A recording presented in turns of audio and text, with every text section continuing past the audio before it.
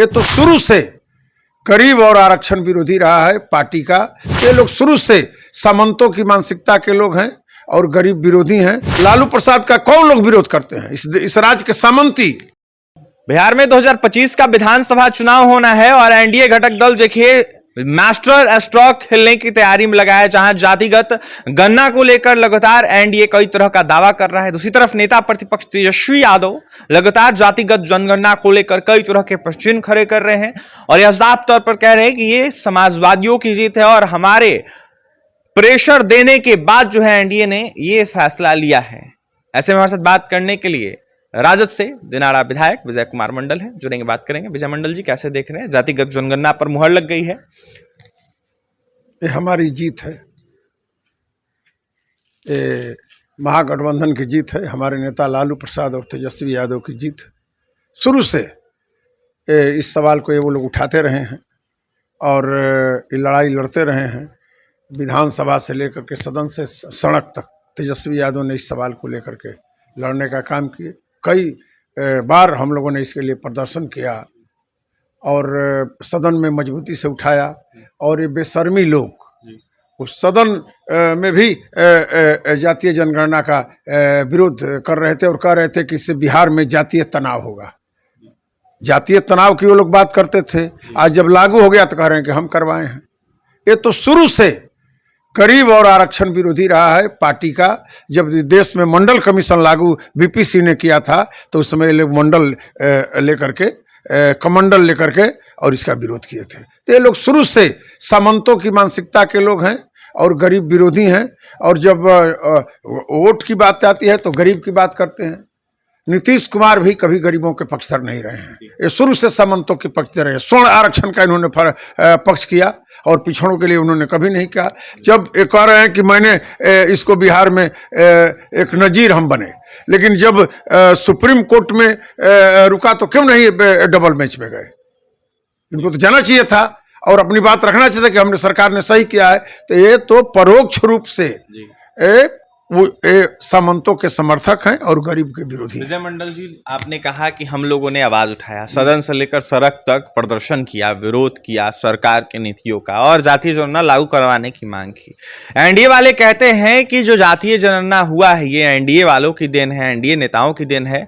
और ऐसे में जब आप लोगों के नेता लालू प्रसाद यादव केंद्र में मंत्री थे, रेलवे मंत्री थे, बड़े घटक दल के रूप में कहीं ना कहीं देखे जाते थे, उस वक्त क्यों नहीं उन्होंने मांग की आखिरकार जातीय जनगणना की? सवाल एनडीए वाले पूछ रहे हैं सवाल। ये लोग यही सवाल पूछते हैं। हाँ, जब मंडल कमीशन को किसने लागू करवाया? लालू प्रसाद ने लालू प्रसाद जब ताकत में थे तो उन्होंने मंडल कमीशन लागू करवाया। लालू प्रसाद जब ताकत में थे, बिहार में जब ताकत में आए तो जातीय जनगणना बिहार में तेजस्वी जी ने इसी सरकार से करवाया। और यही सरकार जब सुप्रीम कोर्ट से रोक हुआ तो नहीं गए उसके विरोध में। तो जब हम लोग ताकत में रहते हैं तो हमेशा लड़ते हैं, हमेशा लड़ाई लड़ते हैं। लालू प्रसाद का कौन लोग विरोध करते हैं? इस राज्य के सामंती और मजबूत लोग लालू प्रसाद का विरोध करते हैं, इसलिए कि लालू प्रसाद ने गरीबों को जगाया, शोषितों को जगाया, वंचित लोगों को आगे बढ़ाया, सत्ता में उन लोगों को स्वाद दिया जो प्रखंड तक नहीं जाते थे, उनको सचिवालय तक पहुंचाया। तो ये तो काम सब लालू प्रसाद ने किया है और लालू प्रसाद इस लड़ाई के अगुआ रहे हैं, इस लड़ाई के नायक रहे हैं। इनके नेता बाबा साहब भीमराव अम्बेडकर, डॉक्टर राम मनोहर लोहिया, बीपी सिंह और कर्पूरी ठाकुर के धारा को इन्होंने हमेशा मजबूत किया और उसी धारा पर आज चल रहे हैं। ये लोग गोडसेवादी हैं, जो जिन लोगों ने इस देश में संघी लोग जो अंग्रेजों का तलवा चाटे, अंग्रेजों को गुलामों किए, उन लोग की बात को ये लोग रखने वाले लोग हैं। ये लोग संघर्ष करने वाले लोग हैं नहीं, संघर्ष करने वाले लोग तो समाजवादी लोग रहे हैं।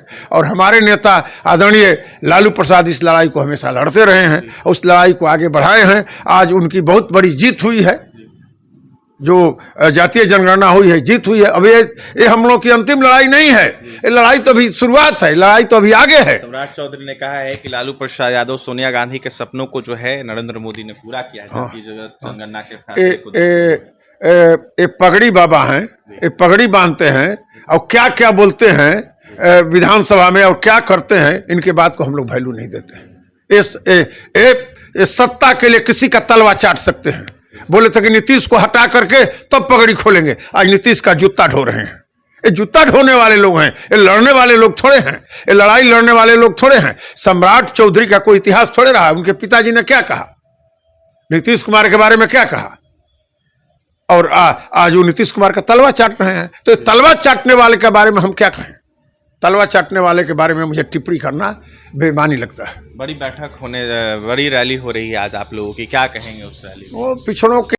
वो पिछड़ों की बात करेगा वो दिल्ली पर राज करेगा, जो पिछड़ों की बात करेगा वो पटना पर राज करेगा, ये नारा है हमारा। और हमारे नेता शुरू से हमने जननायक कर्पूरी ठाकुर को मजबूत करने का काम किया। हमारे नेता लालू प्रसाद ने हमेशा जननायक कर्पूरी ठाकुर की लड़ाई लड़ने का काम किया, गरीबों दलितों पिछड़ों को आगे बढ़ाने का काम किया।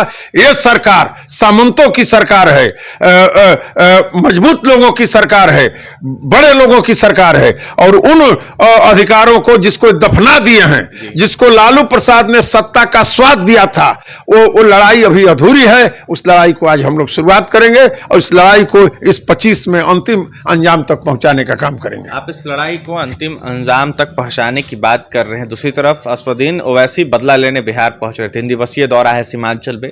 कहा जा रहा है कि 4 विधायकों को जिस तरीके से आपकी पार्टी ने, आपके नेता ने तोड़ा, उसका बदला लेंगे और मुस्लिम वोट बैंकों में सिंधमारी करेंगे।